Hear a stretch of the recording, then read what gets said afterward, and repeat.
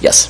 The responses, several have talked about responding to banks, mortgage associations, homeowners associations.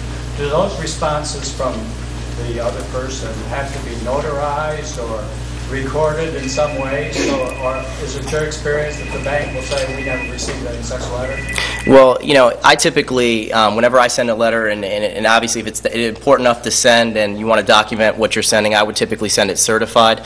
There is no requirement that you notarize it. In the case of answering a complaint, you simply need to sign the document and respond to the allegations as outlined in the complaint. You would simply need, in certain cases, to admit or deny the allegations in the complaint, and if you have defenses to that particular complaint, you would cite them in your answer.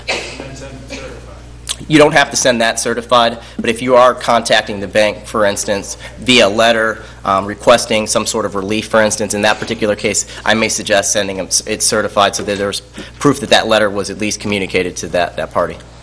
Got a couple of hands, so I'm going to start at the back and kind of work my way around. I think what the gentleman didn't understand is that when you respond, you need to send one to the clerk of court and a copy to the bank and anybody else that's on the summons.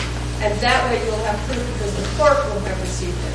You're not merely sending it to the bank. You're sending it to the clerk first and a copy to the bank. What if the case hadn't been opened?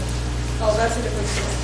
Yeah, that's a different story, and that's the distinction. If you're communicating for purposes, if there's not a lawsuit filed and you're communicating for purposes of trying to negotiate some sort of deal, and if you want to be sure that that letter is going to be received, or you at least, in terms of if a case is later filed, want to have some sort of proof that you sent that letter, then I would, in that case, send it certified. But as the lady in the back mentioned, that in terms of answering a complaint, you are serving a copy on all parties, including the court. You will file a copy with the clerk, which will allow that to be put in the court file, and then you serve a copy on the bank's attorney.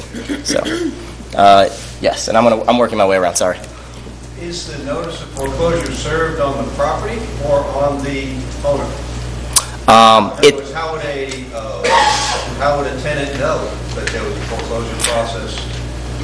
Typically, the banks do their research and are aware whether or not a tenant is occupying that unit, and in that case, they'll serve in the complaint. A defendant will be listed as John or Jane Doe as unknown tenants, and so a copy will be served on the owner of the property, wherever they may be, and also a copy will be served on the actual tenant who's residing. So the tenant will actually get a knock on the door, and the homeowner, for instance, if he lives in Michigan, Ohio, wherever, will also get served with a copy of that complaint.